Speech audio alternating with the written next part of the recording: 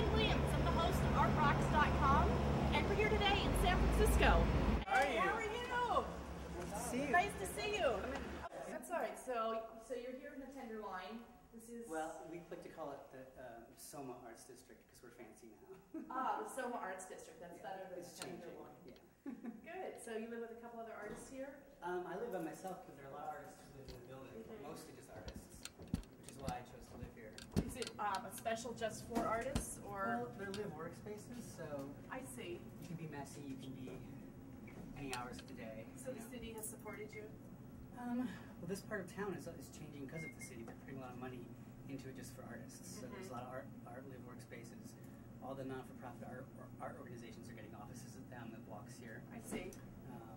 There's all these new art sculptures up and down too. Not yet. Oh. It's broke. See, level 2 it keeps opening. Is that part of the asylum? It's part of because we are in the ghettos. You can't expect things to be perfect.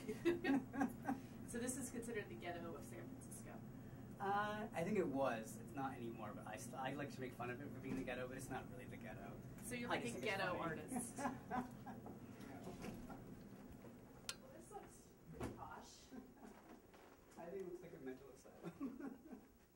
It has that sort of hotel-y smell. But they're all live workspaces, so that's great. You have public restrooms outside of them? Oh.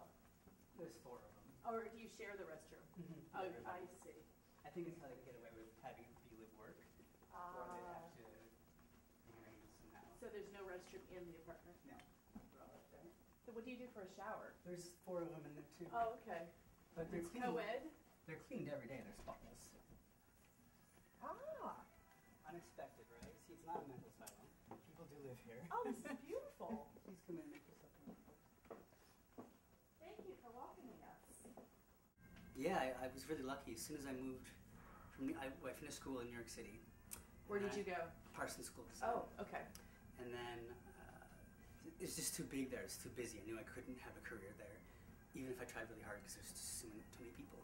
So I moved here, and luckily I was able to have an art career by accident almost, though. I just moved here. I started painting, and then people started buying them. So that's what I've been doing. What was like the first? Who was your first customer? My first customer. You really want the truth? Yes. First customer was a guy who ran a porn website in Louisiana. And of course he had enough money to buy the painting, so I sold it to him. But a lot of your work exposes the human body. Yeah. So is that what he was interested in? Yeah, because he was interested in the human form. He was a pornographer, so I guess I fit the bill for what he wanted. Excellent, excellent. You don't look like a painter who would paint work that. I've made a lot of erotic artwork. I don't think I've ever made anything that was too sexual on purpose, though. I've always tried to find the emotion underneath the sexual aspect of something. The stuff that's up in my house right now isn't really all the sexual stuff, because I've sold it all. But I don't like artwork that's just sexual for the sake of being sexual. I think that's kind of gross. It's about the artwork itself. Yeah, but it's just my opinion. I know there's a lot of people who make erotic art that would fight that tooth and nail, but I think it's gross if it's just about sex, but it's just my opinion. That's okay, that's fair. It's very fair. It's true though. It's a challenge to capture someone anyway, but I like to capture them as they would like to see themselves, which is sort of strange. You have to think about their own psychology. What do you ask them? I just get real personal, ask them about their lives. I get nosy. I want to know things about them. And you kind of... Like, what would you ask me if I wanted to have... I want to know where you grew up. I want to know your dating experiences. I would want to know what you do for a living. I want to know where you like to go, where you don't like to go. Simple things like that, just to get an idea of who you are mentally. And I want to paint you the best version of you as you see yourself. I don't like to draw people kind of... You know, like Lucian Freud draws people like kind of gaudy, so like wrinkles and a little too intense. I like to draw people more beautiful. The best one I ever did was for a blind person, because they couldn't see it anyway. So what did they ask for? Well, his boyfriend asked me to paint it for him. His boyfriend was blind, so they came in. They flew in from Louisiana.